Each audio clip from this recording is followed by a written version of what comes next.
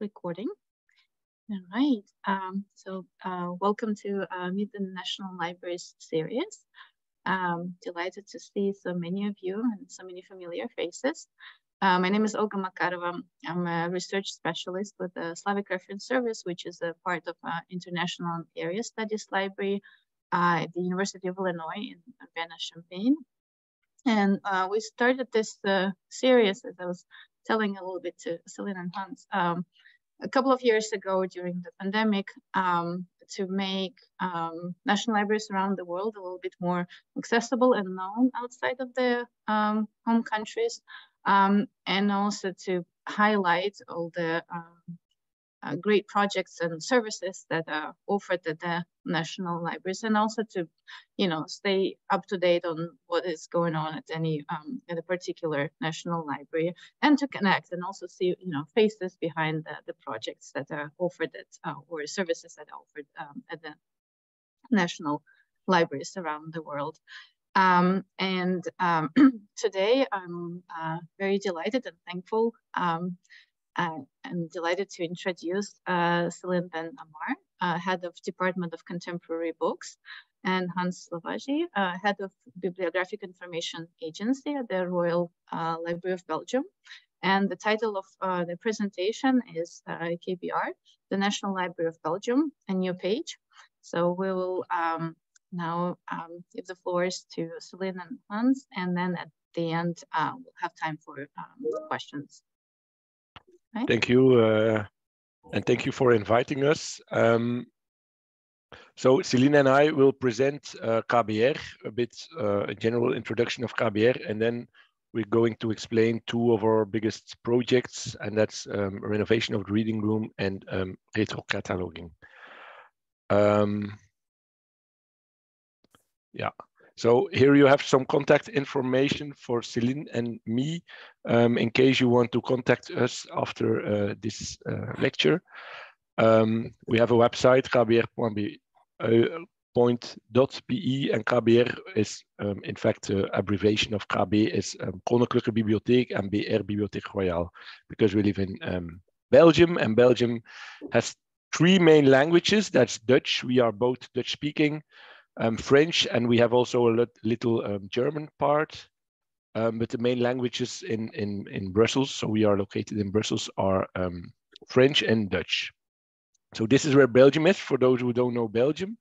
This is, so we are located in Brussels, so the capital of Belgium, the capital of Europe too, I guess. We are known, you may probably know us for our beer, for our chocolate, for Makarova, that's our most famous statue. The NATO headquarters is also located near Brussels. We have some famous painters like Magritte. And of course, we are known for our Belgian fries, not the French fries, but the Belgian fries. So that's a bit how we like to introduce Belgium. And then we'll start with the history of KBR.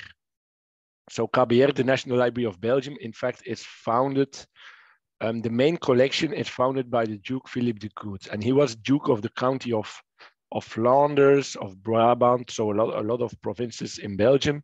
And he was a big book lover, manuscript lover, and he collected and ordered a lot of manuscripts. And this collection is still the core collection of the collection of KBR, because they're beautiful medieval manuscripts. And in 1559, the Duke Philip, so the Habsburg Duke, made it more official that the library of the Dukes of Burgundy will always be kept together and collected by the government. So that's a bit the official start of our national library. There was not yet, Belgium did not yet exist, but the National Library of the National Collection was founded then. Belgium existed in 1830, and then 7 years later in 1837, the real Royal Library of Belgium was founded. So that's the main start of our library. We are now located in the center of Brussels, and we created, or in 1854 till 1954 till 1969, our present building was constructed. It was constructed in the place where there was an old chapel, an old castle of the palace of Charles of Lorraine. He was state holder, but governor of Belgium. And we only kept, or only the chapel was kept, and the modern building was built around this old chapel. And this old chapel exists still, but our modern building is built around that chapel. So this is the modern building, and here you can see, maybe, I don't know if you see my mouse, but here you can see the old chapel, and the National Library starts here and ends here. So this is whole National Library. This is a main square in Brussels, the Mont des Arts, but Céline will say more about it later. So this is a bit our collection, our library. This is our general director, Sarah Lammens. She was director at interim, but now she's officially established as director. This is a bit our team. So we have, I think, 250 people, a bit more, a bit less. It changes every day, every week. So this is, we have several departments, and this is the team. So what is our main goal? We are National Library, and we are a federal state. So we have, we are a Belgium institution, and our main goal is to collect all Belgian publications. We have a legal deposit, but I will talk about it later. So every book that's published in Belgium, has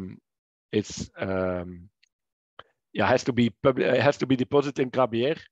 But Céline will say more about this. We divided the PowerPoint and it just slide, but it's okay. So like Hannah said, we collect all Belgian publications as a national library. It's a law that was founded in 1966, but Hannah will talk more about it later. We are also a scientific library about human sciences. We specialized more. Before, we were a scientific library with about all sciences, but it was too large. We didn't have the budget to buy every book concerning all the sciences that are done in Belgium, I will say. So we, in 2001, we decided to only collect or buy books about human sciences that are not coming through the legal deposit in our collection. We are also a heritage institute, and we have unique world-renowned collections. Like Hannah said, we have a lot of manuscripts, and we will talk about it later. Before, eentje terug. We are a federal scientific institute. We are 10 federal scientific institutes. So Belgium is, we have a king, but we have ministers and everything you want. But we have a special division with the 10 scientific institutes, which we are part of. The others are some museums like the Royal Museums of Art and History, Fine Arts, Natural Sciences, and Central Africa. We also have a Royal Institute of Cultural Heritage, but also about space aeronomy, difficult, and meteorology. We also have a Royal Observatory, and we have the State Archives. Those are all sister institutions, and we work together often with them.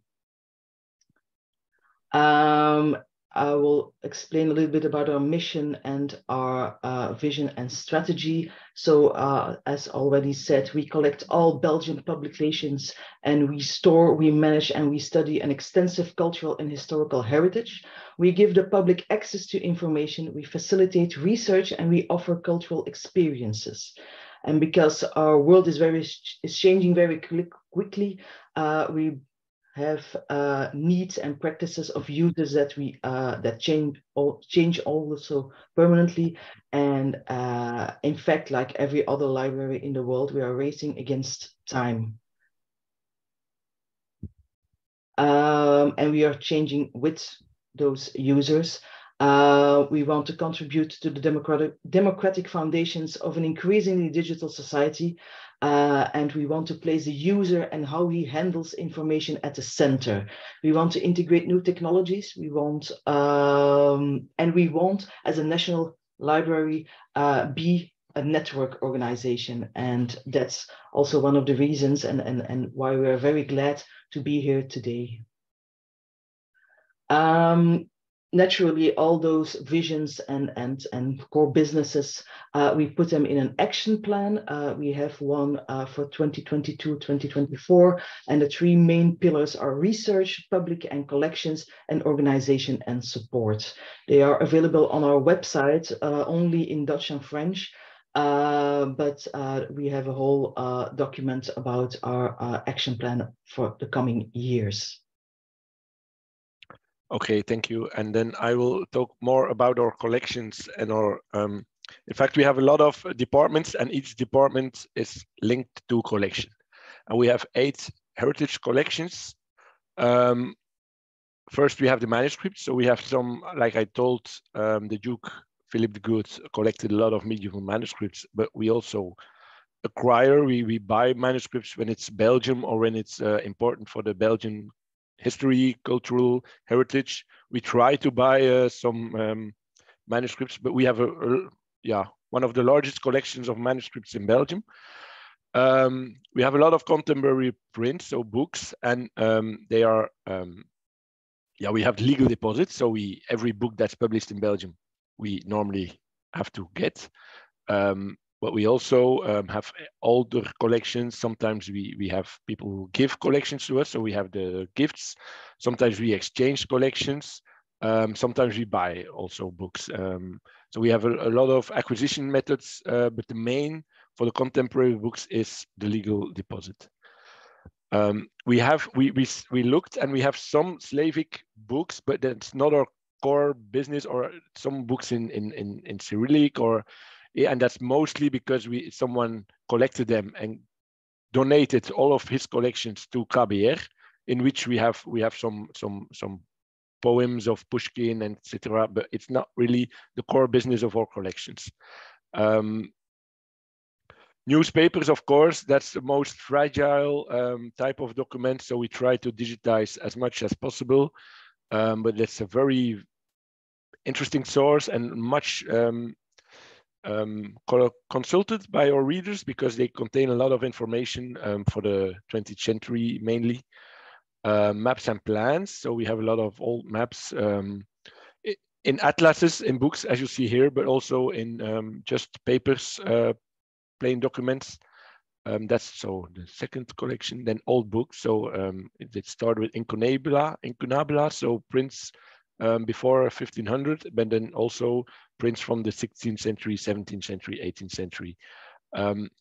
Contemporary books, who are very precious, are also part of the precious print department. So even when it's published in 2023, but it's a very precious document or very expensive, it can be that it's collected by the old and precious print department. We have 220,000 numismatic objects too. So that means coins, but also medals or military medals. So we have, in the 19th century, Belgium was a very rich country, and there were a lot of rich people who collected a lot of coins, like Roman coins, Greek coins.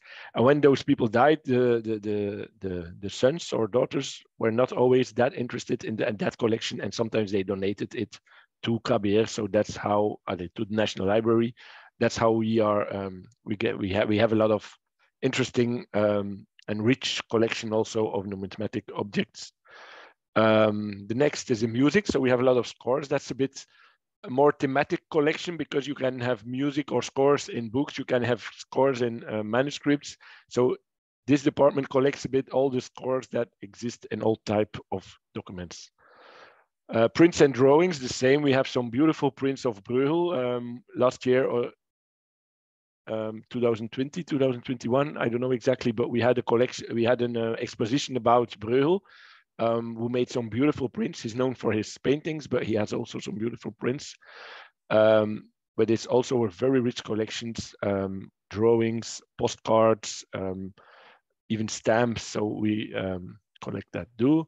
And then we have also our digital collections and databases, online databases, where we are we pay for an abonnement, and we offer that also to our reader. That's more like digital content of articles. This is not really a collection, but also an important department, because our precious collection has to be well conserved and well restored. It has to be well conserved, and that means sometimes we have to restore. Also, when we participate in an exposition or we have a loan, we always restore the document before we send it out, or we make a check if the document is good before we send it out to KBR. So this is also an important department of KBR.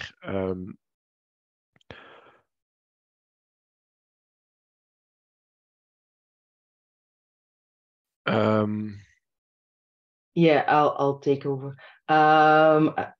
We also have some non-profit associations in KBR. 3 of them are the biggest one, I will say. It's AML. It's the Documentation and Research Center on the literary, theatrical, and editorial heritage of French-speaking Belgium. So it's very specifically about French-speaking Belgium. The scriptorium that is housed at our library is a bibliographic center about manuscripts. They also publish the scriptorium. It's a scientific research paper that is published, I think, every year.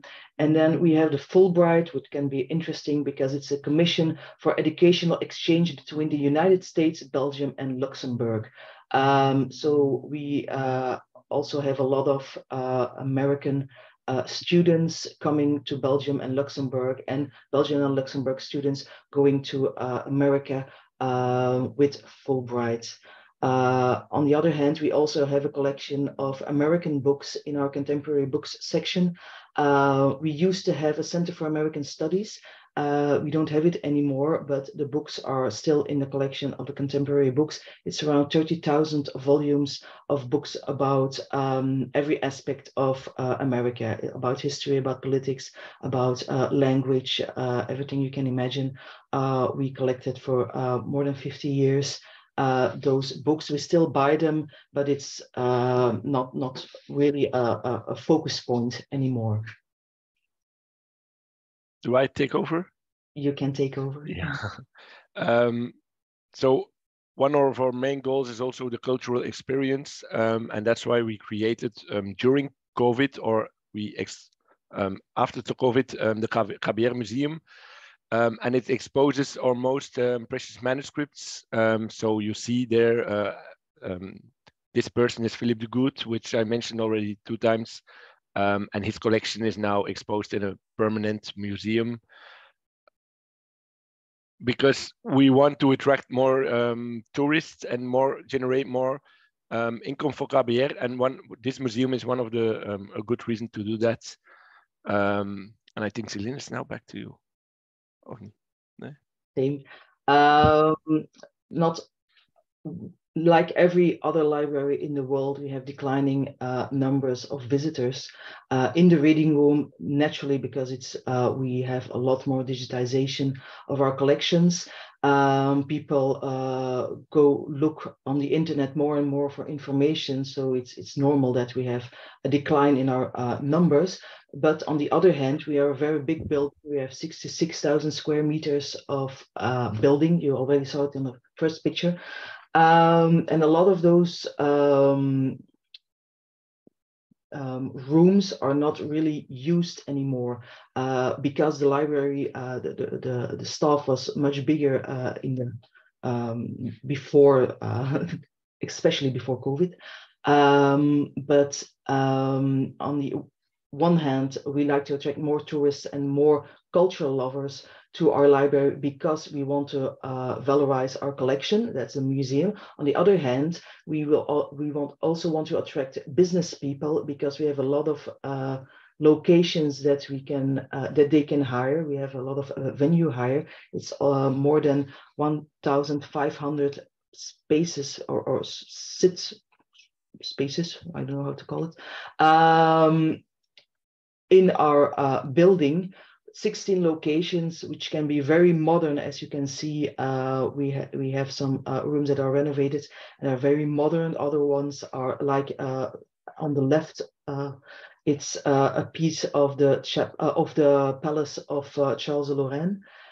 So we have a lot of interesting architecture in our building, and it's for hire. So we have a lot of conferences that are not specifically linked to our library, but still we have a lot of people coming to our library because we are situated very central in Brussels. We are very close to the central station of Brussels. You can be on foot in 2 minutes in our library. So it's a very good spot to have a venue for hire. So that's something that we also promote. Next to that, KBR is also a green oasis in the center of Brussels. As you can see, we have 2 patios, 2 gardens within the walls, and a roof terrace, which is very popular in the summer. I don't know if you know it, but Belgium can get quite hot in the summers. With climate change, we sometimes have more than 30 or 35 degrees, and certainly in Brussels, that is it's a big city with not a lot of green. It can be very hot, and then you have the people coming to our roof terrace and our restaurant. We have a restaurant on the 5th floor with a beautiful view on Brussels. That is very popular with students, with visitors, with tourists. So we have 2 main publics, like the public who comes at KBR to the reading room, the venue hire, the cultural experience. This we counted to 100,000 visits a year. But then we have also a lot of online services. And this is, we have circa 250,000 visits a year. And this means visits to our catalog, but also Belgica Press, Belgica periodicals. I will talk about it later. So we offer a lot of services, and more people will want information online. So they want at their house and get all the information they want from the living room they're in. They are not always willing to come to KBR, so we have to offer a lot of online. That we have also a lot of digitization service. We now collaborated with Google Books because we have our own digitization department. But sometimes an external firm also digitizes our collection, or in the framework of a research project, a lot of a certain type of documents or certain type of collection is digitized. And so now Google Books has identified a collection of old Belgian books they want to digitize. So this project will start this year.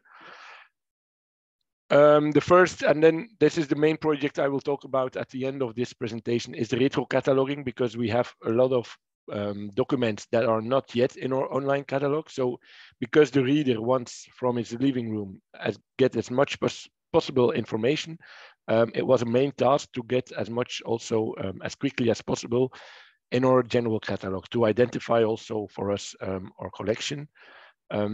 Since 2018, we have also a new library management system with a lot of new offers to the reader. It means we have an OPAC, so our general catalog, where the reader can search what do we have. They can request a consultation, they can request a reproduction. They can also request a publication if they want to publish a picture of a document we have already digitized. And we recently collaborated with EBSCO for discovery tools. So all our content or digital content, so the content of our online databases, and is now also researchable via our OPAC. So when the reader will search there something, he will not only get the information of our own catalog, but also the information of the content of the online databases we have in subscription. And we have some thematic portals. So we have the OPAC, we have Belgica, that's a digitized content. We have also a specific portal for a Belgian bibliography, a specific portal for a common catalog of several federal institutions, and one for the legal deposit, but that's mainly for the publishers who there can declare or deposit their publication. And in KBR, our main project is the new museum. We also have a project, or had a project in recent years, to modify or improve the wayfinding, and that means everything from the reception to the signalization. Because we have a large building, it was difficult to find a way or to know where do I have to be. So we improved that. And now we are starting, or there's a project starting, but Céline will talk more about that, to change our reading room and to answer more to the needs of the current user. We developed also recently a research strategy, because research is one of our main core businesses or our main goals of KBR. But we had to define a strategy to know, okay, what are we going to research ourselves? What research are we going to facilitate so that someone from a university or another researcher can use our collection to make his research? But that's also interesting for us too, because sometimes when a PhD student uses our collection to do some research, it's also important for us, or we get to know our collection better because of the research of that researcher. So you can see at the right all our collection, the rare books, the rare precious books, coin and medals, contemporary books, etc. And we define some main strategies, or what are we going to investigate, or what are the core businesses that we can research ourselves and facilitate. Because that was important, because when we want to apply for a research project, or we want to help a reader, we can now better say, okay, we are going to participate in a certain research because it's one of those core issues we're going to investigate, or no, it's not a research project for us because it's not in the core strategy of our research strategy. So that was important to have a clearly defined research strategy. And then this is some of the projects we are working on. So data KBR.be gives some data level access to digitized collections. So that means that, for example, we have the newspapers. We can offer a picture of the newspapers online, but data KBR.be will go further, and then not only full text, but also, for example, give me all the pages where there are a map of Mexico. And then you get maps of Mexico in the research papers. So they want to, this project is meant to get to know our collection also a lot more at content level. Virtual Lab is doing a bit of the same, but it's more based on the metadata. So it means, okay, I want to create a data set of all books that have the or that tackle the history of Romania, and then they create some data sets specific with that kind of information. But at the back office, we have to do a lot to make sure we can answer that kind of question. So it's a big research project, but very important. Meta Belgica is now recently funded, and that's so Céline mentioned already that we as KBR are one of the Belgian federal scientific institutions, and with Meta Belgica we will collaborate with other scientific federal institutions to create one linked open data platform of Belgian authorities. Though it means we have some information of Philippe de Good, but the archives, that's another scientific federal institution, have also information of Philippe de Good. And the IRPA, that's an institution that's important for the art infrastructure, have also information of Philippe de Good. So we want to collect all that kind of information of our persons and organizations and create one data set and offer that to the public. promise and be social. It's our projects to investigate social web archiving. So it started with web archiving. So how can we scrape the web and at least archive the main websites of Belgium. So it means websites of newspapers, website of the media, and archive that kind of information. And it's now expanded to be social. So also the social archiving. So the Facebook, Twitter, LinkedIn, maybe I don't know what they chose, but this research focus on how can we archive the social archive of main Belgium organization persons. Yeah. What did you say? Social media. Yeah. Thank you. And then we have some other. Beltrans is a research project about translations or books that are translations.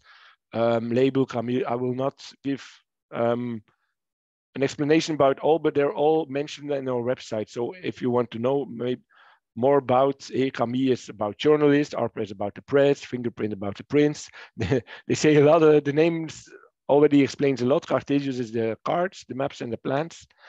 So we have a lot of research projects where we participate, but where we also facilitate research. Services is more for Céline. Yes, I will talk about all the services that KBR offers to their users and their readers. First of all, naturally, we have our reading room, where you can consult all our collections, our databases, and our online resources. It happens in the general reading room, the picture of our general reading room. For the moment, we have 77 seats for consultation of documents and 200 seats without consultation. That's more for students and for digital nomads who just want to work, to have a workspace in our building. We offer computers to research and to access our databases and our resources. We have microfilm readers because a lot of our newspapers were microfilmed in years ago. And because they're a very fragile collection, we offer them on microfilm. We also have a reference library accessible for the readers from about 30,000 volumes. The admission for a reading room is 15 euros or 25 euros a year. 15 euros is for students and for journalists. 25 euros a year is for all the other people. You can also buy a day card for 5 euros. But actually, if you come more than a week, it's more interesting to take a year card for our library. We are open from Monday till Saturday from 9 a.m. till 5 p.m. We used to be open more late until 7 p.m., but we was in the pre-COVID situation where we also had a lot of more seats because before 2020, we had 8 reading rooms for our 8 collections. They all had their own reading room with their own staff for managing the reading room and the stacks. We also, that were around 700, more than 700 seats that we had in all the different reading rooms. And with COVID-19, we had to reduce the number of seats and the number of circulation in the building. So we first went to only 20 seats, it was very limited. Afterwards, we went to 50 seats, and then we went to 77. But we noticed that just go back, please.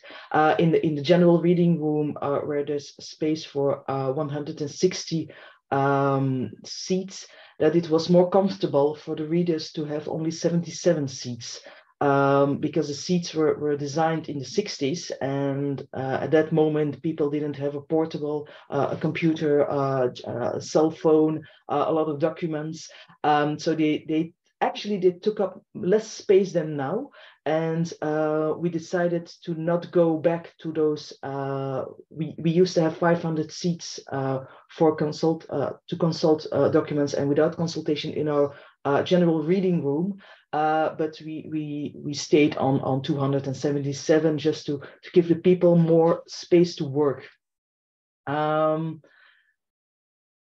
What we do in the reading room is, of course, reference and research assistance till a certain level. It's not, we don't do research itself for our readers, but we can assist them. Searching in our online catalog or looking for sources that maybe they didn't think about. We're not going to do the research for them, but we will guide them to the proper information that they can use for their own research. We also have Digit on Demand.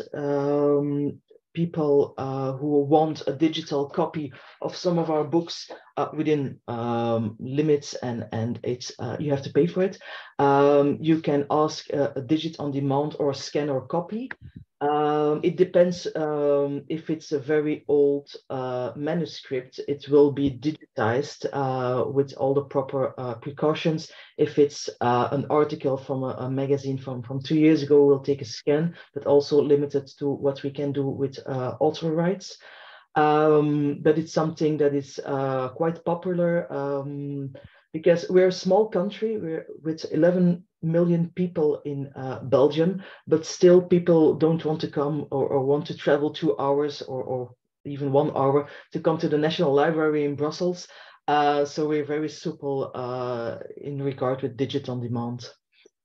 Next to that, we also have our interlibrary loan, which is free for all the federal scientific institutes, and is and you have to pay if it's from other libraries or from inside of Belgium, but also from the whole world. We send books to the whole world actually, and we receive books also from everywhere for the readers in our reading room. We also have quite a few online services. As Hannes already explained, we have our OPAC, which is our online catalog with our documents and authorities. You can order your reproductions through the OPAC. We have our integrated discovery tool. Hannes already told something about that. Because when you come to our reading room, you have to reserve your seat and the books you want to consult. There is also a button to click when you find your book and you want to reserve it to consult in our reading room. We also have a lot of other digitized collection, actually. We have Belgica, which is our digitized collection in general. And then we have Belgica Press and Belgica Periodicals, which are the digitized newspapers and the digitized periodicals. There are pages added almost every day. Our digitized newspapers are, it's a very large database, which is very largely used. Before COVID-19, it was you intramuros that you could research Belgica Press, but we open it up to the whole of Belgium. And if you ask, if you send an email to have access, you can also access from beyond Belgium. On the other hand, we also participate in a lot of exhibitions. I put some logos of some museums with which we are working together in the future and for the moment and in the past, like the Louvre in Paris, where we have an exhibition very soon about Claude Guillaume. We also have in the Museum of Fine Arts of Budapest, we will have an exhibition. The Palazzo Real in Milano is about prints of Hieronymus Bosch, which will be very interesting. Also, in Berlin, we will have another. We will have an exhibition about Hugo van der Goes, which is also prints that we have of him. The Getty Villa, which is a bit longer ago, but I know we had some objects at the Getty Villa. Our coins and our Greek coins were exhibited at the Getty Villa in 2000. I think it was in 2012. We are participating at Europalia Georgia in soon. It's at the end of the year with some pieces, and so we have actually a lot networking and exhibitions which use our documents. Some other thing that we do is we also publish a journal, the Journal of the Royal Library of Belgium. It's called In Monte Artium, with scholarly contributions on KBR's very rich heritage. And we also publish in Monte Artium a chronicle with the highlights of some of our institutions' projects and activities.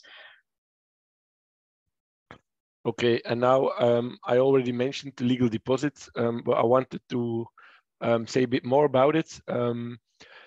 Because it's our main, as I already mentioned, it's our main method of acquisition. So what's legal deposit? The goal is to collect and preserve the national production of publications. And with that, we have to publish every year, every month, the national bibliography. And that means every book we get, we have to publish in a list. We have to make good metadata, publish the list, so that we publish a bit an overview of the production of Belgian publication.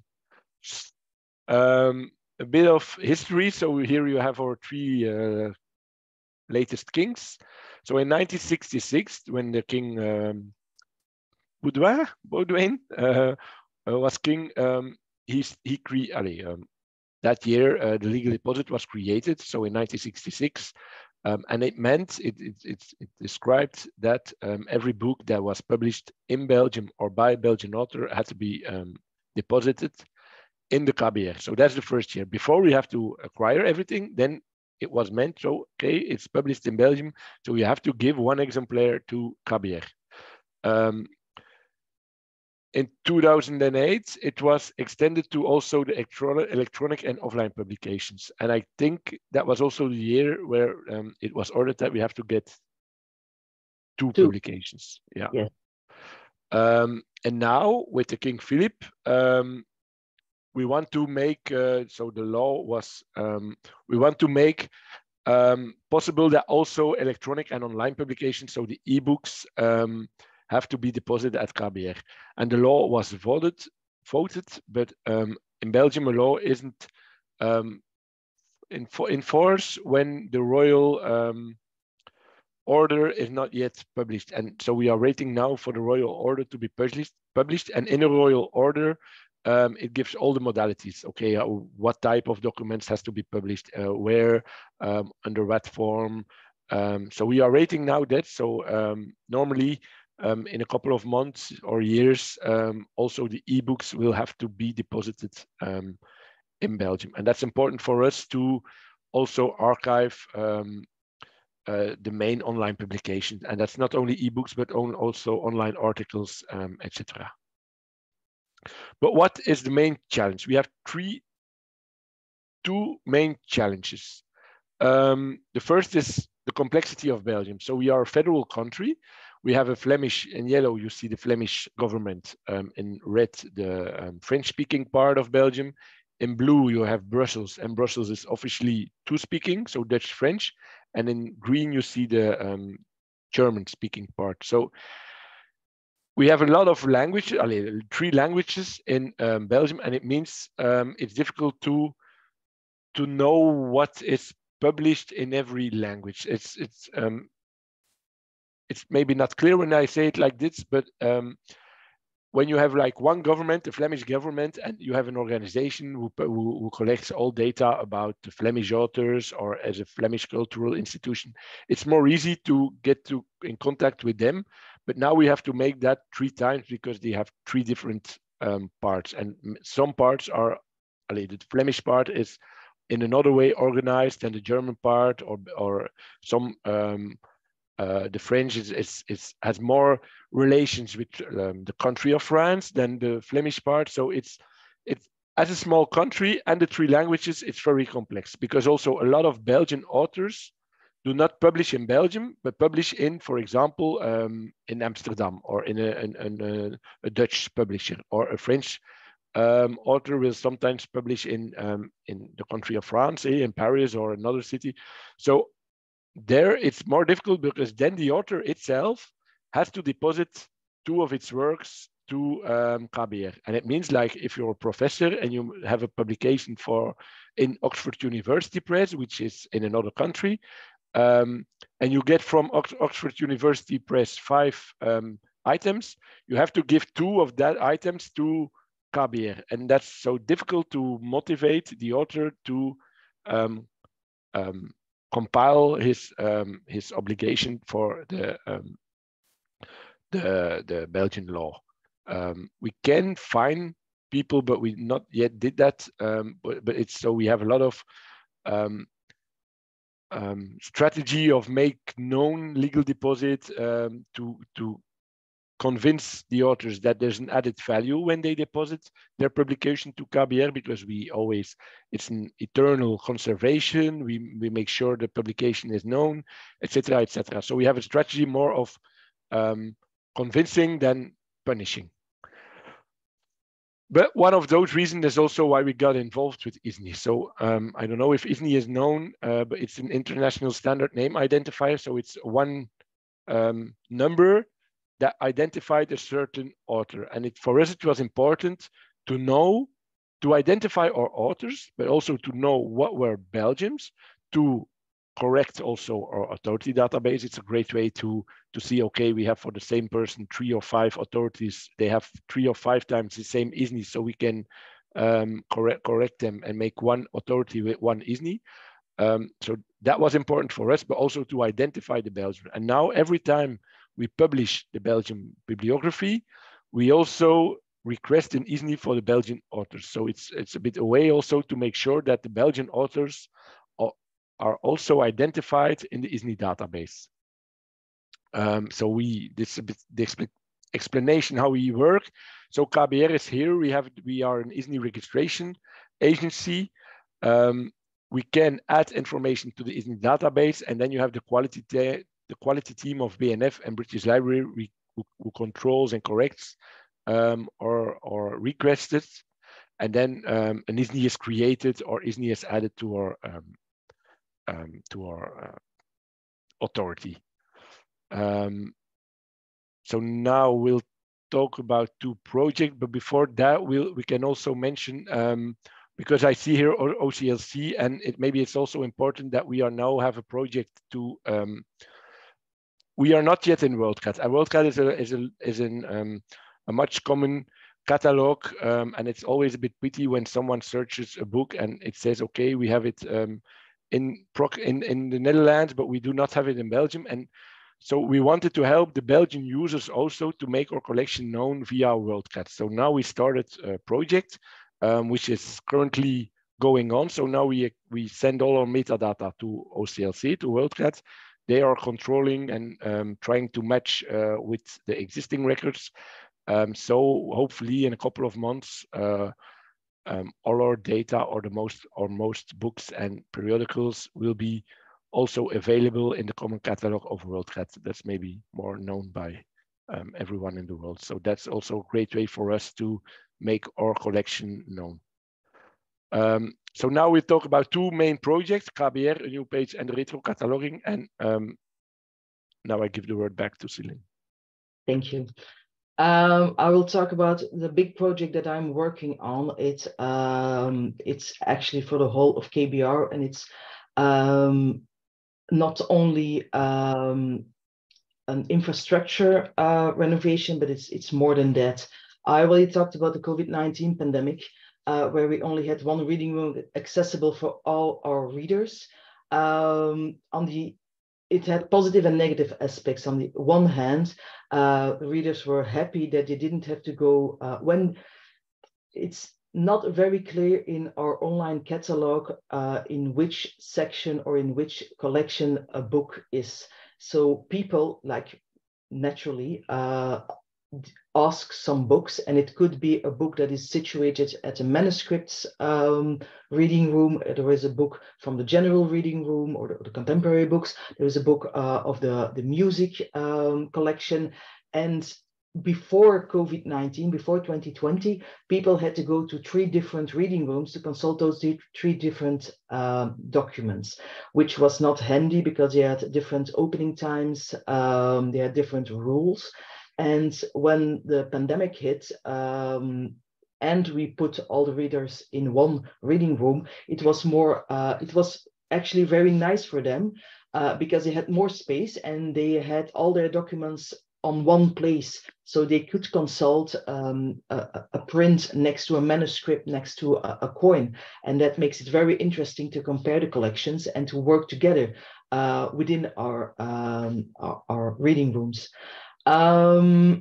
On the other hand, it's a little bit more difficult to organize the consultation of the books, because now we have to deal not only with our own collection. I'm talking about the general reading room. I'm the head of the department of the contemporary books, and the general reading room is actually the reading room of our collection. So we are about 75% of all the demands of books are for the general reading room for the collection of the contemporary books, and 25% is for the 7 other collections.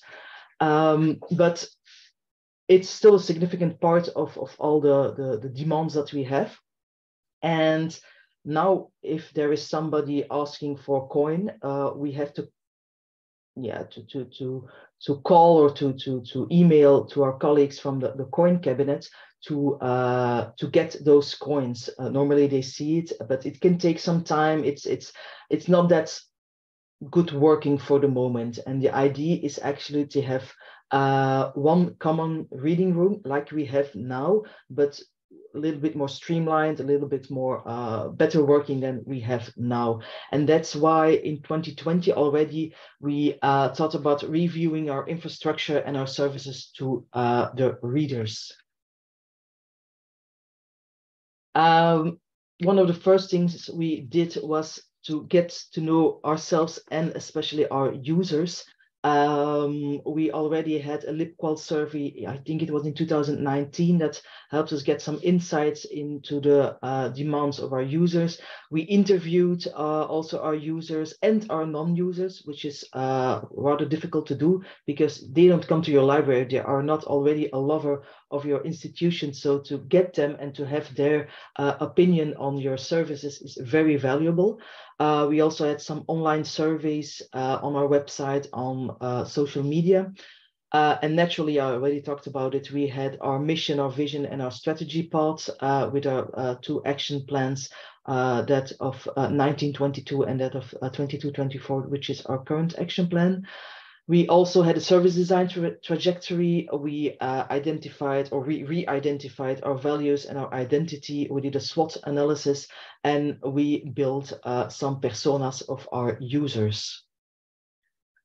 All that information, all that knowledge was used in a participative journey with 5 working groups, which were with colleagues from KBR. We had the first one was about collection security, because having a reading room or new reading room or even an existing reading room, the security of our collection is naturally a very high priority. But on the other hand, we also need to look at the customer needs. They don't always align the needs of the customers and our will to squarely secure our collection.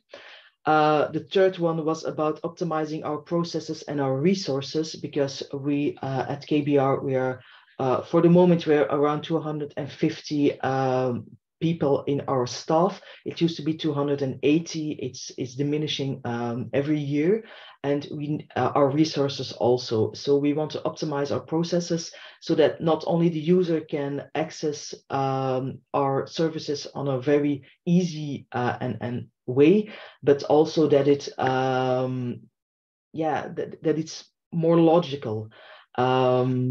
We were a very paper-based institution until 2018. Every demand for a book had to be on paper. So it's only 5 years ago that we have our new library management system. So it's very recently. So we're really trying to get into the 21st century. And we would like to also use a client relationship management system for that. Well, I'll talk about it a little bit later. One of the working groups was also about facilitating research. Hannes already talked about it. It's about metadata. It's about how to access our OPAC, how to put a lot of our documents online. And then the fifth working group is you can have all the security you want. You can try to anticipate on the needs of your customer and optimize your processes, facilitate your research. But if your staff is not trained, or if your staff is not ready for all those challenges, you can't do that. So that's why the fifth working group was about the training of our staff. What were the conclusions and the strategy that was developed from those, from all that information? That was to offer quality and efficient services on site, not only digital, but also on site. But on the other hand, putting as much information as possible online. It was also to make the collections, our services, the building and the infrastructure more accessible to citizens online and on site. Putting the user and the way they use information at the center of our services. We want to network, we want to be connected. We want to create a value for our users, and we want to excel where we make a difference. We want to integrate new technologies, preferably digital. And that's what my part in the whole conclusion and strategy is. I want to offer to students and researchers our services that we are completely revising, not only online, but also on site. And one of the first things that we decided to do is to, we already are a little bit a place to be, but we want to be more a place to be.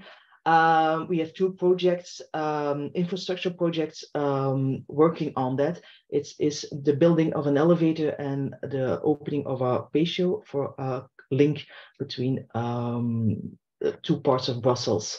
So for being a place to be, we want to be a place to be for all students and researchers. We want to be able to work, that they are able to work, read, study, and exchange ideas in an accessible, modern, safe, and inclusive environment. It is very important to us. But we also want to have highly qualified staff to able to assist them with their work and facilitate their research. And in addition, we want to be a peaceful haven in the city center where anyone can come to work, to chat, to co-work, to organize meetings, to give courses, but also to relax, to eat, to visit our museum. How do we want to be more a place to be that we already are? We already talked about it before, is that venue hire, but we want to create links. We want to open up to the city, because we already showed a picture of our building. It's very imposing, and we want to be less imposing. We can't change the architecture on the outside because we are a protected building, but we want to open up more to the city. We want to be part of the networks of the city and of national and international. We want to be a place of meeting, of dialogue. I already told that. We want to offer inclusive spaces, and we want to attract more visitors and tourists to KBR to valorize our collections. So this is our, this square is the Monte des Arts. You see the library, Hannes is moving his cursor around it. So it's a big building. We have two green spaces, green areas on the right and on the left. And if you go one further, Hannes, I put a circle on it. This is where we will build an elevator, and we will also make a connection to those two parts of the city. So the Monte des Arts is actually the center of Brussels. It's a link between downtown Brussels, where we have the square of Brussels, where we have the city hall of Brussels, and on the upper city, where we have the Royal Palace. That's not the Royal Palace, it's a little bit more to the left. We have a big park over there. But those two, Monte des Arts is actually, and our building is really in the middle of Brussels, connecting those two parts of the city. On the other hand, on the right area of the picture, we have the Sablon, which is a touristic hotspot, with a lot of nice boutiques. We have a lot of antique dealers there. We have fancy restaurants. We have a lot of chocolate businesses because we are so famous for our chocolates. So a lot of tourists come from the down left corner where you have the central station, and they are passing through the Mont des Arts and want to go to the Sablon or to the museums. You don't see it very well, but on the picture you also see the Museum of Magritte and the Museum of Arts. So we have a lot of cultural hotspots very close to us, and we want to open up more to those people, but we also want to create a link between those two parts of Brussels, because nowadays you have to go completely around the museum or on the other side, which has stairs, which is not accessible for people with reduced mobility. So we want to create a new passage through our building. The first thing that we want to do is to construct an elevator to have a better access to our rooftop. We have a beautiful rooftop on the 5th floor.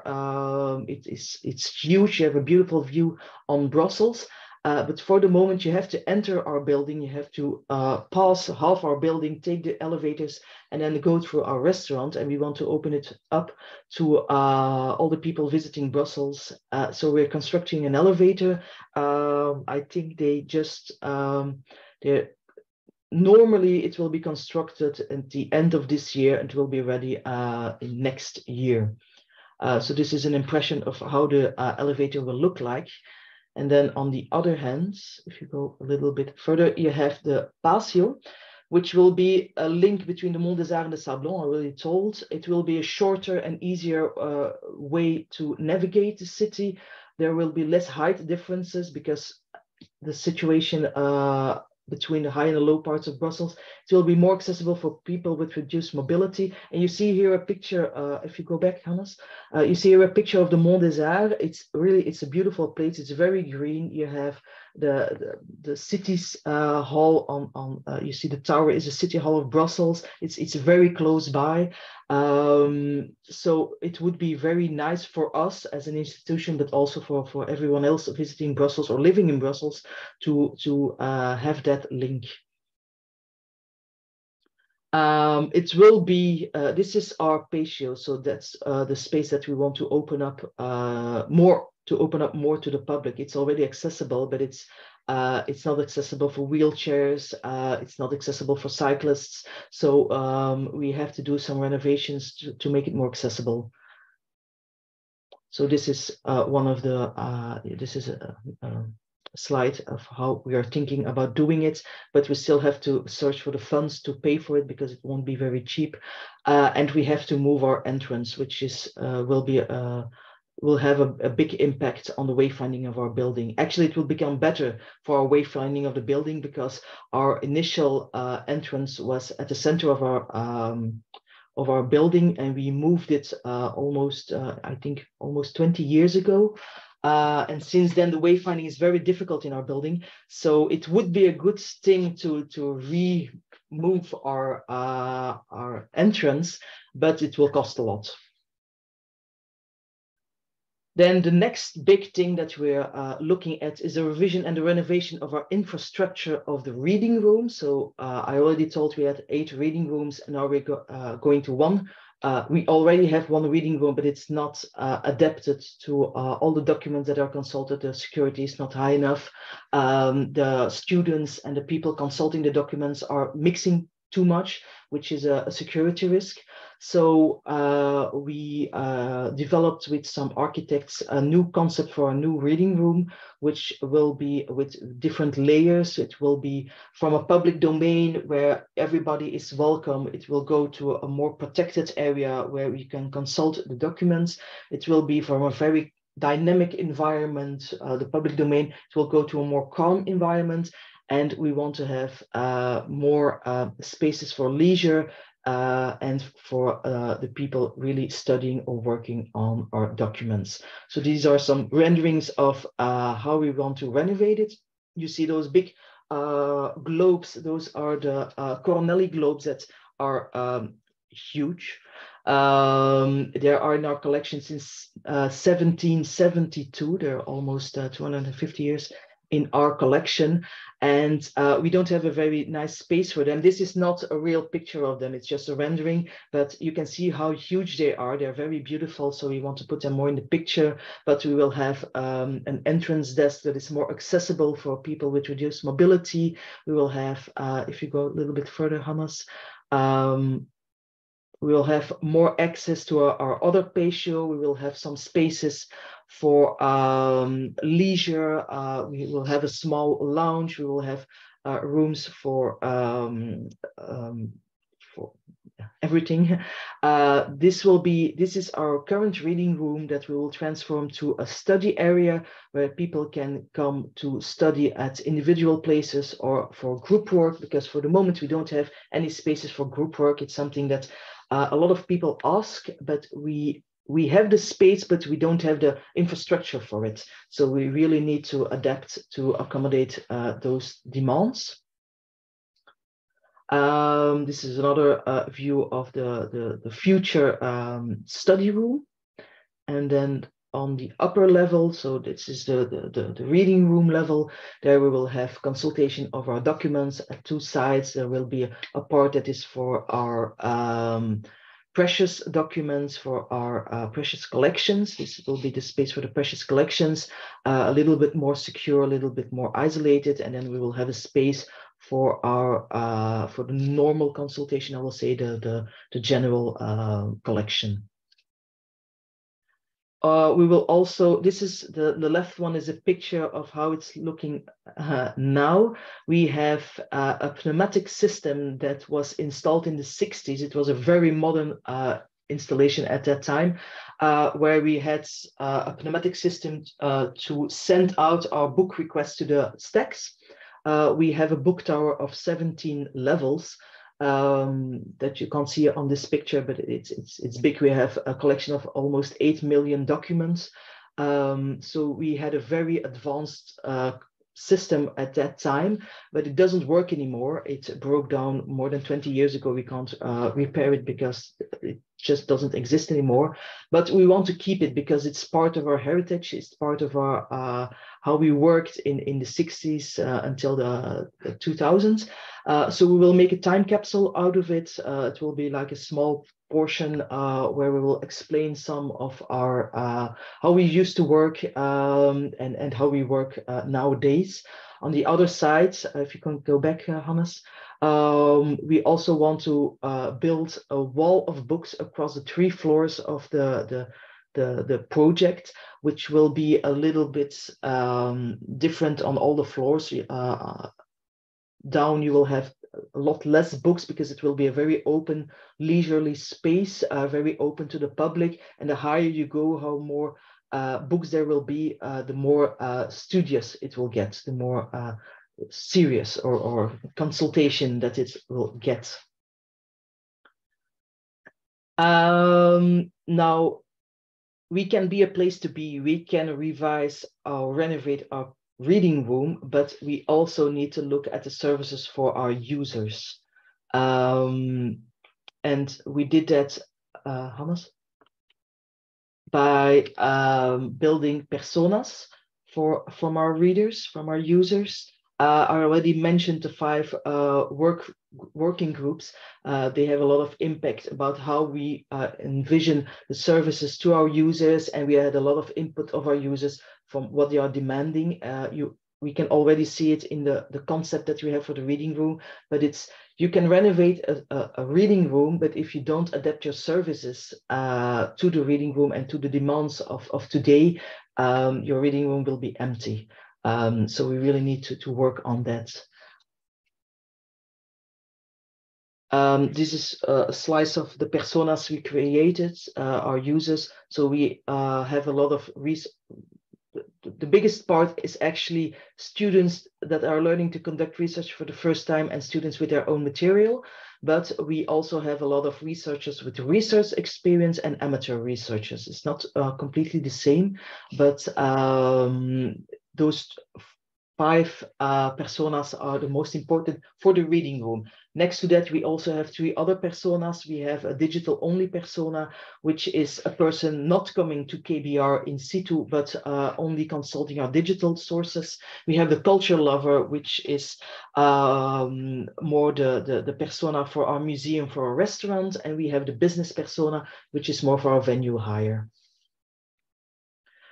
I already said I will talk a little bit about our client relationship management. We really want to have it because we don't have it for the moment, and we see that a lot of our services, we have a lot of excellent services, but they're not always very adapted. And on the other hand, we are with 250 people in our building. If you forward a mail, you don't know if the person who you forwarded the mail to will respond. We are paying all our systems are not really connected with each other. So we don't know if a reader coming to the reading room and consulting manuscripts could be interested in our museum, because our museum is about manuscripts, but we don't know for the moment. We can't connect those 2 databases of visitors of the museum and visitors of the reading room, or visitors of our business, venue hire. We can't connect them with each other. And that's why we want that client relationship management to do. It's for marketing, it's for sales, it's for feedback, it's for support of our readers.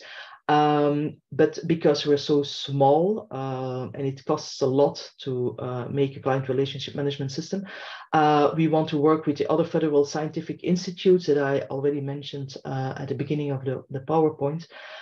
So we will be working together to build one CRM system together, because a lot of our users are overlapping and could be interested in all the other scientific institutes. And then I have some slides left concerning staff training and our profiles and our staff, our professional skills. I recently I recently set up a working group with 5 other national libraries in Europe about competence profiles about libraries. It's actually a European project where we draft competence profiles and identify the professional skills and competences that characterize the heritage sector, and a library is naturally part of the heritage sector. So we want to make profiles of reading room assistants. We work with the national libraries of Germany, Denmark, Italy, Slovenia, and the Netherlands to come to such profiles, which we only had 2 meetings, but it's already progressing very nicely. And then the last thing that I want to talk about, but very shortly and very exemplary, is our networking. We are working together with We Connect Brussels. It's 2 universities and 1 college from Brussels that use Brussels as their lecture hall and library. And we work together because they come and give courses at KBR, so that the students don't always have to go to the campus of the universities or the college, but can also come to KBR. It's a very fruitful connection, because they get to know our library. We get to know more about the potential users of those universities. And then the last one is a little bit different. I don't know if you know LIBER, but LIBER is an Association of European Research Libraries, and they have a lot of working groups. And one of those working groups is the architecture working group, which has a seminar every 2 years at another location. And next year it will be at KBR in April. We will host the LIBER Architecture Working Group with us, and it will be very interesting. It will be a showcase of all the library projects from around Europe, but also KBR will feature prominently in all those seminars. Then I give the word to Hannes, who will talk about his project. Yeah, thank you. So I will talk about retro-cataloging because, as Céline mentioned, we have 8 million documents, and which of them 5 million books estimated. What is the problem now? If, for example, you're looking for a book, I just gave an example of a title. I look it in our online catalog, and I don't have a result. And then the reader can think, okay, you don't have the book. KBR does not have the book, but in fact we have it, but only cataloged in the well-known paper catalog cards. Because before the arrival of the internet, everything was cataloged in the catalog cards, and they are not all converted into our online catalog. So these are, I think, it's well known across all type of libraries, the typical cards who are organized by subject or author is. So when I search for the author, the author was Ratzenhover, so I take the card, Rao, and I do find, okay, Ratzenhover, the card, they do have the book. But a current reader, when he don't find it online, he will think, okay, KBR does not have it. And that was a big problem for us. And also, okay, KBR, it's important for us to know our collection and to quickly make research or searches in our collection possible. And because it's not online, it's sometimes a problem. And what is the problem? In fact, here you see a picture of KBR in 1964. So the year after the Second World War, we got a big gift from the United States in America, in fact.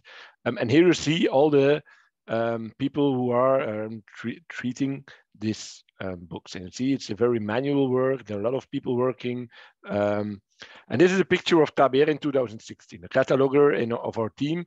And you see, in fact, it stays a lot of manual work. Everything, there's a computer, you can see a personal computer, but from book to online catalog, everything is manual. So everything has to be typed in. You type the title, you type the author. So the cataloging is a very manual task. And this gives as a result that, if you look at the right, this is the reader who does not know if KBR has a certain collection. And in fact, we estimate that the half of the whole collection is not in our online catalog. For books, it's a bit less, or it's less, but for the whole of the collection, it's the half. And that's a bit because everything was treated manually. And manual work is it's of good quality, but it's rather slow. It's also complicated. You will need a certain specific formation to know, okay, what do I have to fill in when publisher is not known, publisher is not on the paper, etc., etc. And therefore, it's also expensive. So the result, we can treat the books that are coming in through legal deposit, but we cannot treat all the historical collections who are not yet in the online catalog.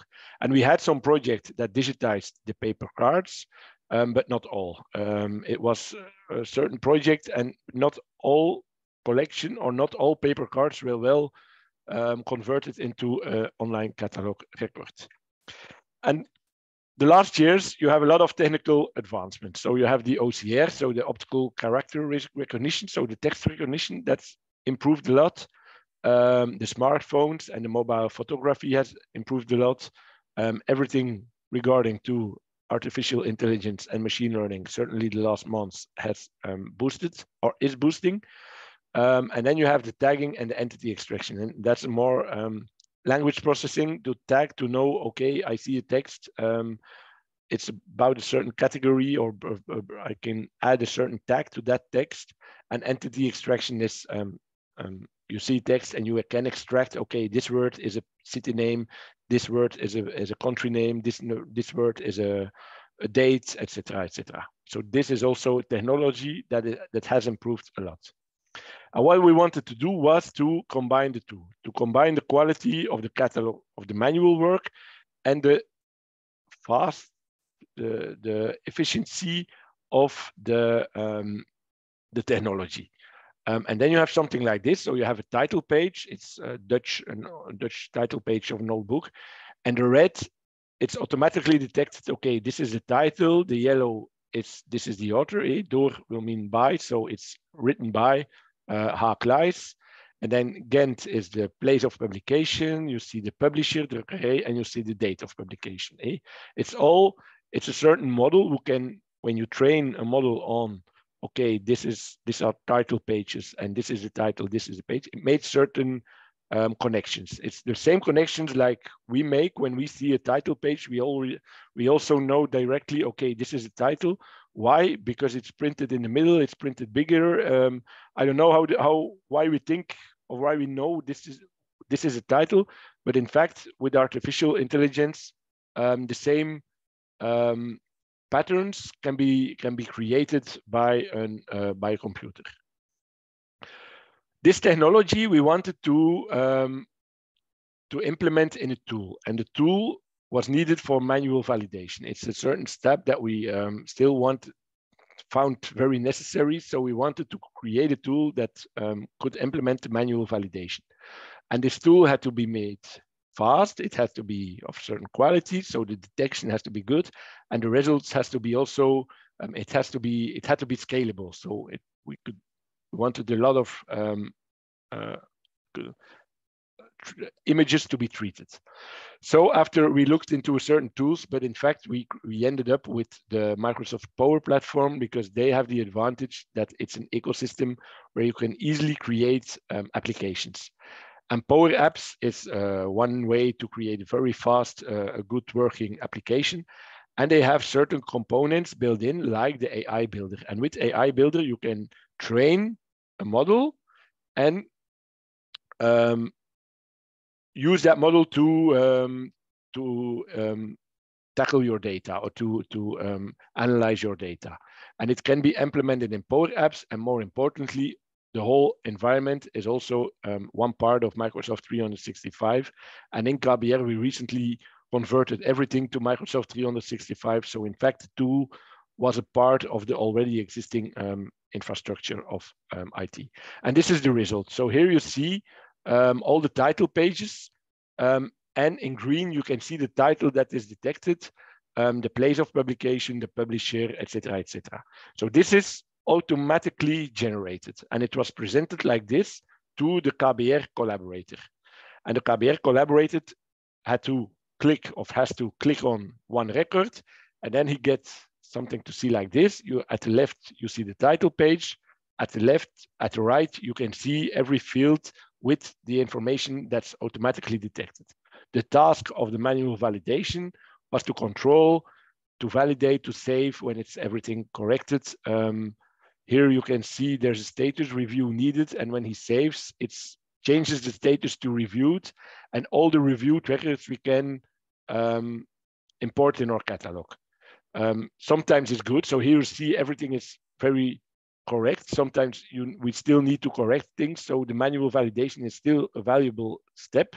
But the advantage is that the cataloger does not have to type everything. It's already detected. Maybe he have to change something, but the most of the text, certainly when it's a big title like this, is detected automatically via the optical character recognition. For the moment, we created already 7,000 records. It may seem not a lot when you know that, in fact, when we have the half, not in our catalog of 5 million books, it's 2.5 million, but it's less because for the books we have less. But it's something we just started, and it can be, it's the beginning of the project. And what's most important, because it's not that difficult, we can lower the level of people who can work on it. And now we can have some volunteers who can do the validation. So they can check, is the title good, is the place of publication good, etc. So that was for us a big help. This tool made voluntary work possible, because otherwise it was collection of KBR, so only people of KBR could go into our stacks, and even then not everyone. But because someone made a scan and people can make the record based on the scan, it's also possible to give the work to volunteers even at home. And then a second result, but more on an organizational level, is so we split up the workflow. So someone made a scan, the validation, the import is made automatically, then the validation is made by a KBR collaborator or volunteer, and then the import is made by another collaborator. So we used our medals or resources better because we split up the workflow. And then another advantage is the use of low-code applications like the Power app. It gives us, I'm a historian, but I can easily make an application with Power Apps. And that's interesting because we can test a lot, or we can use that also for other type of documents, not only books. So that are we now testing on. So yeah, we have a lot of quick results. And that made us thinking, and we thought, can we use this technology that we used for the old books also for contemporary books? And then we have something like this, when we can create paper documents and electronic documents. We do an automatization, and it means detect metadata through artificial intelligence, check the metadata with certain databases. For example, if an author is detected, okay, do we have that author in ISNI database, as I mentioned, ISNI, or our own author database, and also create linked data. So can we, if we have the place of publication Ghent, can we, of Brussels, can we make Brussels, can we not say Brussels, but also find the identifier of the city of Brussels in an international repository like GeoNames or another one. So that's something we are now working on, just to make sure that the reader is more quickly helped by our metadata creation. I made a demo, but I don't know if it will work with my sharing of a screen. Do you see my browser now? No. I will try to stop share and then reshare.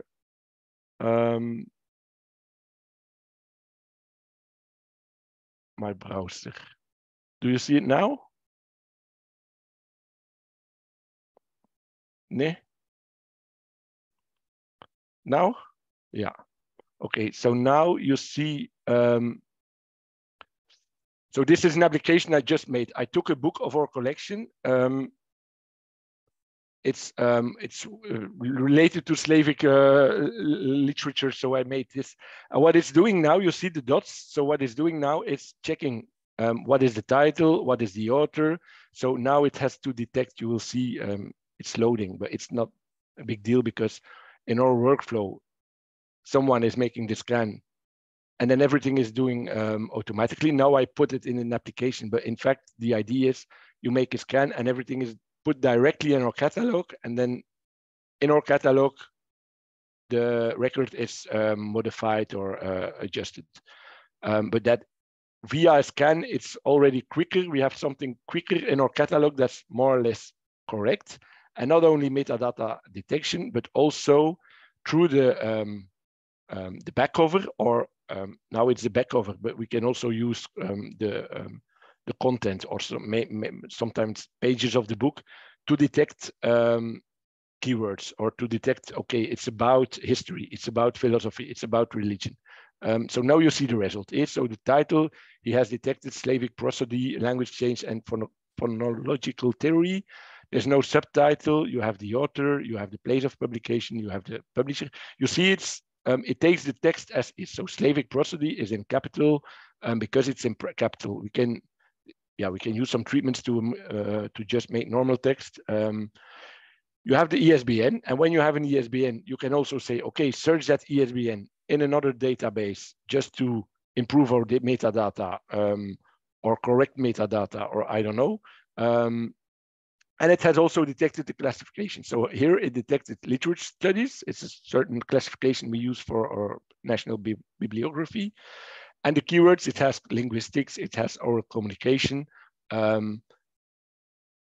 These are keywords we trained ourselves. So we created the keyword linguistics. We created some training data and say, okay, this text is about linguistic. We created the keyword oral communication.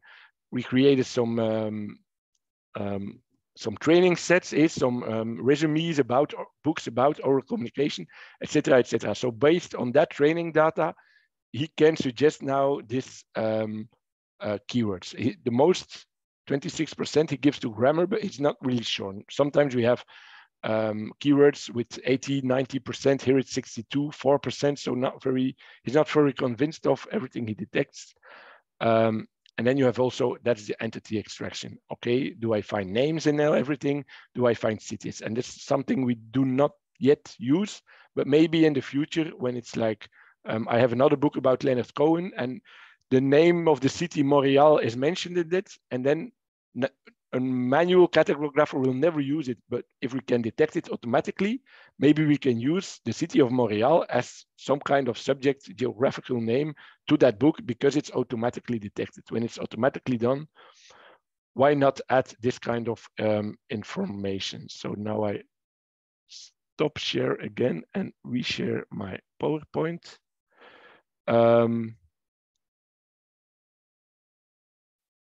Okay, do you see my PowerPoint? Yeah. So this is something we are currently testing a lot. So we are the retro, so the old books is in production. For the contemporary books with subject analyzing, with entity extraction, that's something we are testing now. Yeah, and this was in fact my last slide, so thank you. I saw some questions in the chat, but maybe, yeah, I don't know how we will treat these questions. Yeah, well, thank you. Okay, I'm back. Thank you very much for such an insightful presentation. We will take a couple of questions. We can start with those that are in the chat, or if anyone has a question, you can raise your hand and then unmute yourself. But while we're waiting, we can probably start with the chat. There was one about, I guess the first one was about Internet Archive. What are your thoughts about the Internet Archive, and do you submit any titles to it? We do not submit titles, but we saw that the Internet Archive has already crawled, for example, our own website. But as mentioned, we have our own web archiving project. So we are now convincing the government to include web archiving or to give us funding to make web archiving for the national websites or the most important national websites possible. But we do not have, but I will ask Friedel, but because we have one person who's really or expert in web archiving, if we have a collaboration or do we submit something to the Internet Archive, but I do not think so. But we are investing web archiving as our own way to archive web pages. Do you? And I think Stephanie is still in the room. So if Stephanie, you'd like to unmute yourself because you have other questions, and so I don't read.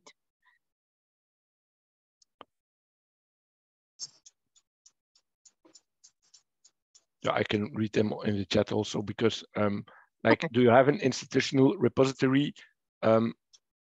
We don't have it, but as one of the scientific institutions, we have a collaboration like Orfeo, and then every publication made by an author of a collaborator of KBR, but also of the other scientific institution has to be published there. So it's more like a collaborated repository. I do not really understand the question. Do you publish for individuals or organizations? We just publish our Belgian bibliography, but it's for everyone. And Monte Artium. Yeah. We are not a press. We do not publish for other people. And also the publications that we publish ourselves, it's with other publishers. No. We do not have KBR Press. No. So we don't publish ourselves. We have collaborators publishing, but it's not something that we press ourselves, that we publish ourselves. It's not on site. I'll say it like that. We have old presses, but we don't use them anymore. And the strategy of convincing publishers. Yeah, we have some organization do have, like last week, we have Foire de Livre, so it's a bit fair about, that brings together all the publishers. And I talked about the French part, the Flemish part. it's also that we have a French organization that does that organized a fair for the French publishers. We have we had a Flemish organization that does the same for the Flemish publishers, and there we are trying to be present to convince the publishers to deposit, to get to know the legal deposit, but it's more like a soft communication, trying to convince. It's not, we do not have a hard politics of you have to convince because it's the law, but sometimes it works, sometimes it doesn't, but it's most important because we have also a lot of people who just do not work with publishers, but they make their own books or they publish in their own initiative to also make known the legal deposits at these people and to make sure that they deposit their book at KBR. And we see that they are willing to do so because for them it's important to get known, to be read, and depositing your book at KBR is one way to make your publication known. So and to make sure it's kept. So we have a soft policy.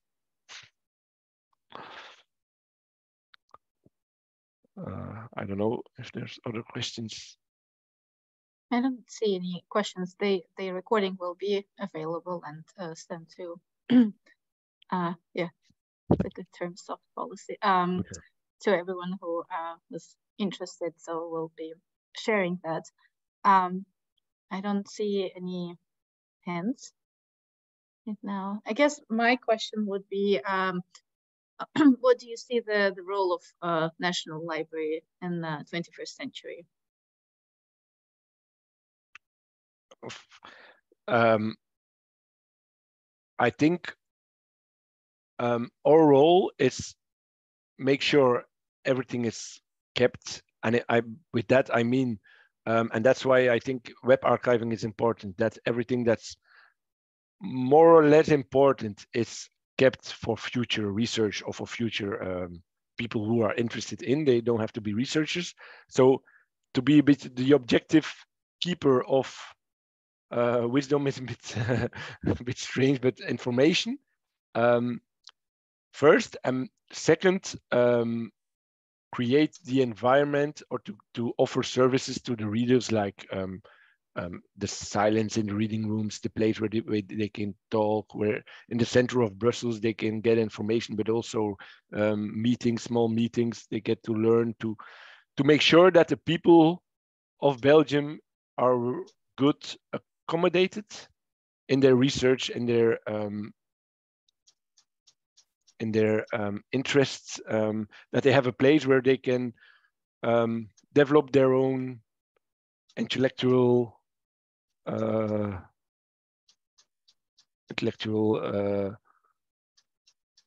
yeah, how do I have to say it? Intellectual challenges. Yeah. Also, because we have a legal deposit, a lot of books that would normally not be kept for, I will say, eternity are kept in our library. We have a lot of children's books. We have a lot of books that are not collected by public libraries, that are collected by public libraries, but public libraries will get rid of them after a few years.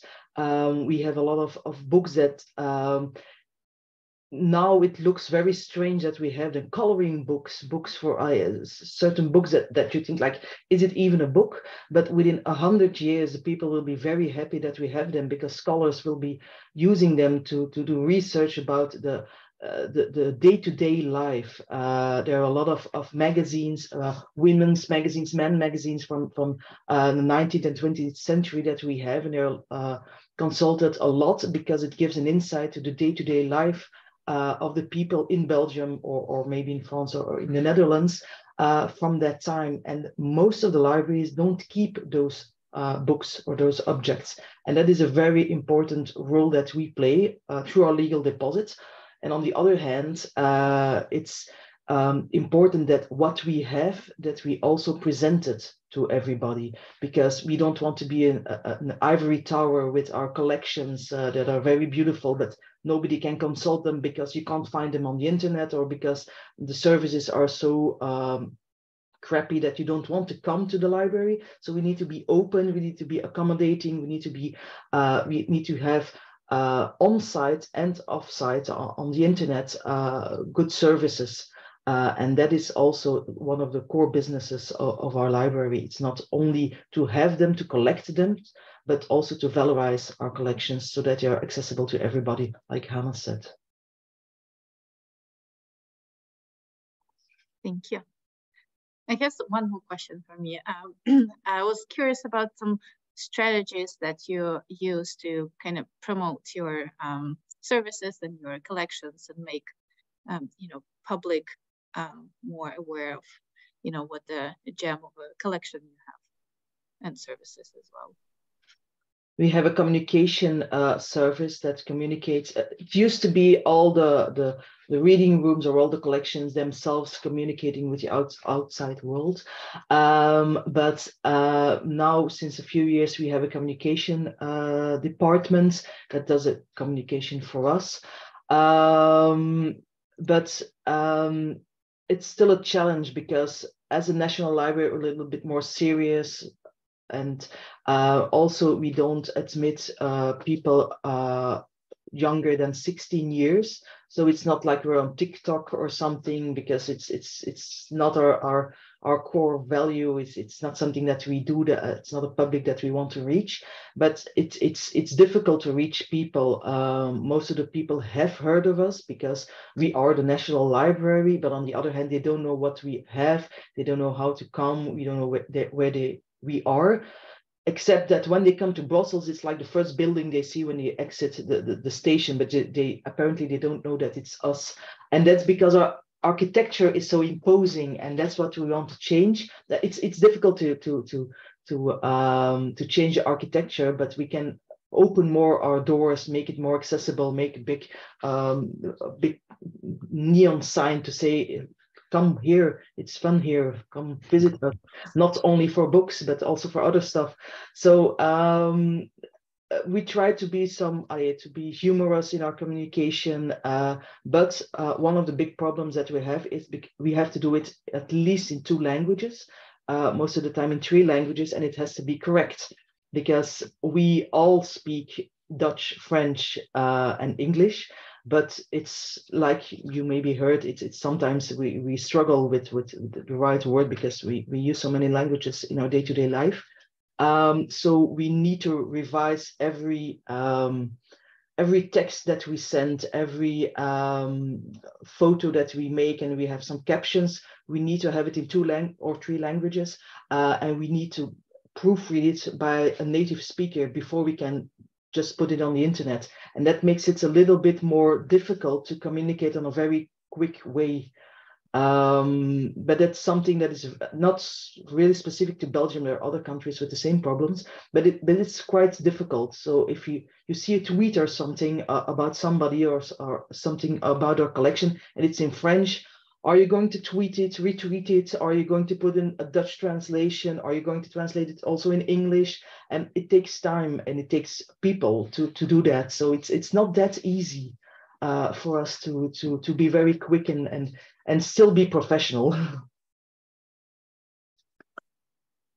I saw some questions in the chat. Yeah, about text to speech to text, and in fact, it was an option we looked into to make the cataloging just by talking.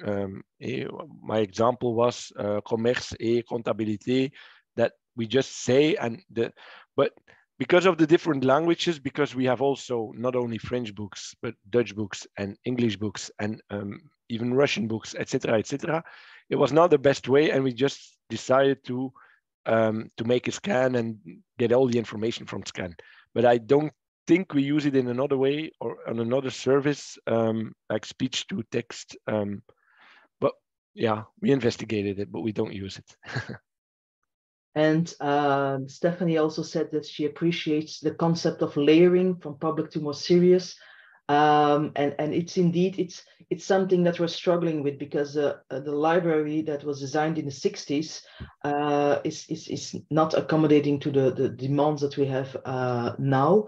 And the layering and not really separating, but make it more obvious that there are spaces for more serious consultation of books and a more serious topic, I will say, and the more open and social and leisure spaces is really something that we want to implement now. And it's also because of problems with security, because if you have students that they want to come into the reading room with something to drink, with their own proper material, with their jackets, with their bags, and then next to that person is somebody consulting a manuscript from several thousands of euros, it doesn't go that well together. So we want to separate them. So on the one hand, we have more collection security, but on the other hand, our students or our readers that don't consult any books have more liberty of using those spaces.